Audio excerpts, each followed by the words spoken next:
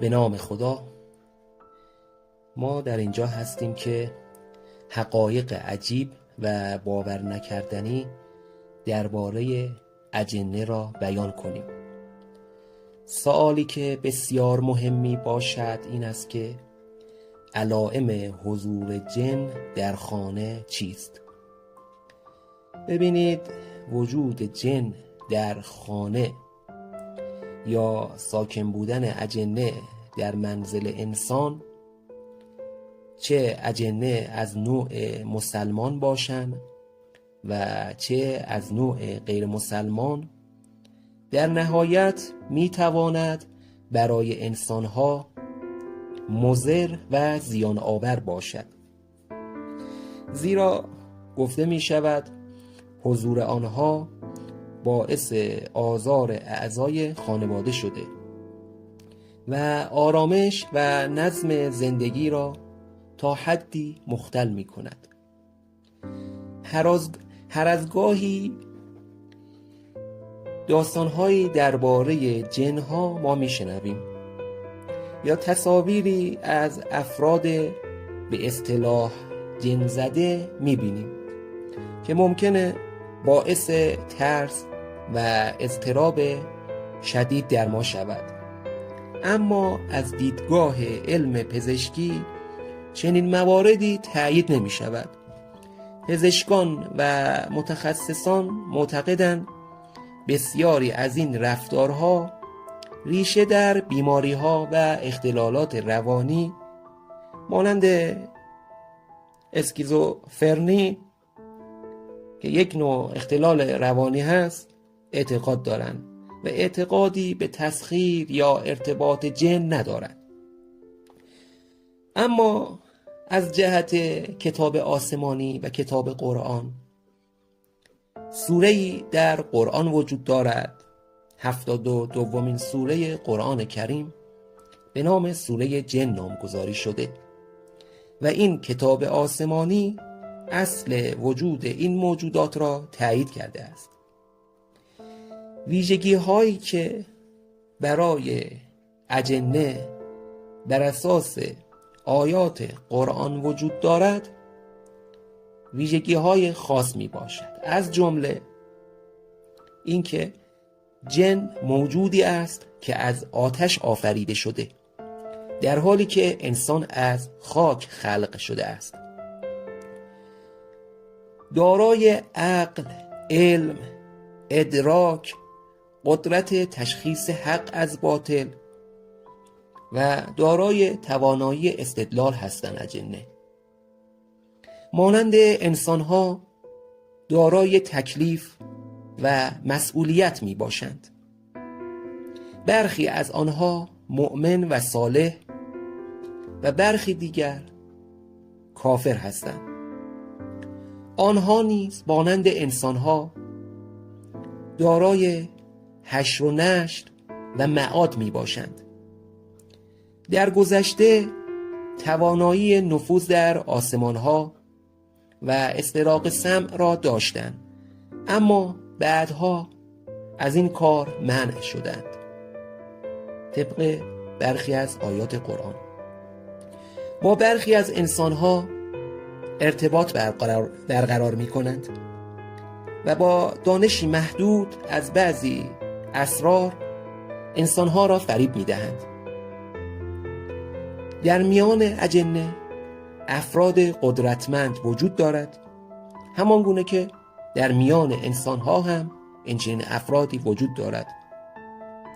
اجنه توانایی انجام برخی کارهای مورد نیاز انسان را دارند. خلقت آنها پیش از آفرینش انسانها بوده و در روی زمین بوده است. اما سوال بسیار مهم، جنها در چه شرایطی مزاحم انسان می شوند؟ جواب این که درباره این که جنها در چه شرایطی برای انسان ایجاد مزاحمت می کنند دیدگاه‌ها و باورهای زیادی وجود دارد که بسیاری از آنها جنبه خرافی داشته و اثبات علمی یا دینی روشنی ندارند. ولی در آیه 275 سوره بقره آمده است افرادی که ربا میخورند در روز قیامت همچون کسی برمیخیزند که بر اثر تماس شیطان دچار جنون شده و تعادل خود را از دست داده است. در تفسیر این آیه بیان می‌کنند که هرچند آیه به همه انواع جنون ناشی از تماس با شیطان اشاره ندارد، اما احتمال می‌دهند که برخی از حالات جنون می‌تواند در انسان منشأ شیطانی داشته باشد.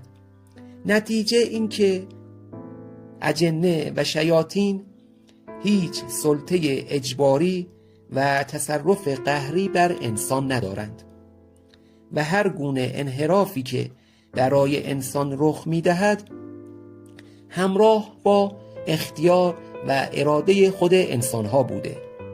با این حال برخی سختی‌ها و مشکلات زندگی می‌تواند از سوی شیاطین باشد. بنابراین باید میان سختی‌های زندگی و انحرافی که در زندگی انسان‌ها وجود دارد باید قائل به تفاوت شد. انحراف مخصوص مؤمنان نیست، اما سختی‌ها و امتحان‌ها برای آنها نیز مقدر شده است. سوال بسیار مهم بعدی این که راه‌های درمان و پیشگیری چیست؟ ببینید، برای کاهش ترس و ایجاد آرامش راهکارهایی پیشنهاد شده است، از جمله تغییر محل زندگی. حتی به صورت موقت انسان از یک مکان به مکان دیگر جابجا شود حائز اهمیت است. پرهیز از تنها ماندن انسان که بسیار مهم است. تلاوت سوره هایی از قرآن مانند 4 قل.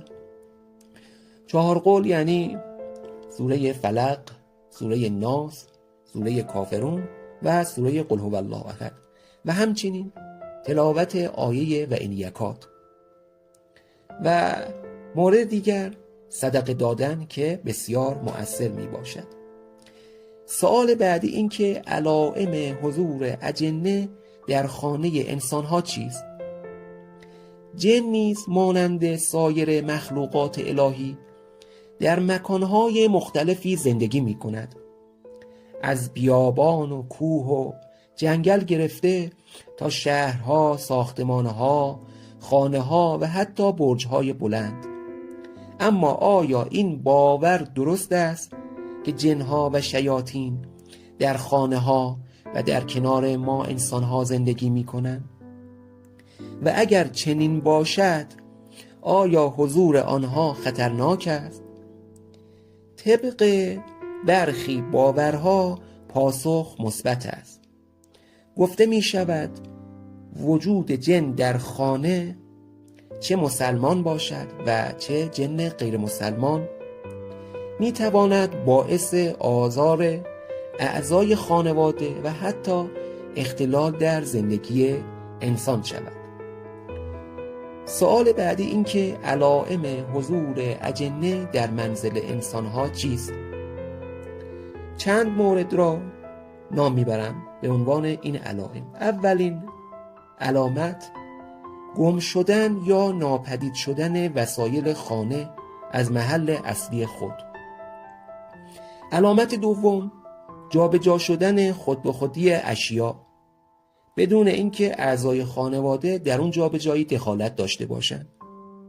مورد بعدی شنیدن صداهایی که ما را صدا میزنند در حالی که در خانه ما تنها هستیم. مورد بعدی شنیدن صدا از آشپزخانه مانند برخورد ظروف، باز شدن شیر آب یا شکستن شیشه. پنجمین علامت شنیدن صداهایی مانند خمیازه، قدم زدن، گریه کردن، خنده یا پچ در حالی که کسی در خانه انسان نیست. ششمین علامت شکستن ناگهانی ظروف یا خراب شدن غیرعادی و مداوم وسایل منزل ما. مورد بعدی قطع و وصل شدن بیدلیل برق یا روشن و خاموش شدن خود به خودی وسایل برقی. مورد بعدی دیدن مکرر حیوانات یا حشرات خاص مانند مار که پس از کشتن دوباره ظاهر می شوند که گفته شده که می تواند این ظاهر شدن آنها می تواند همراه با جادو هم باشد.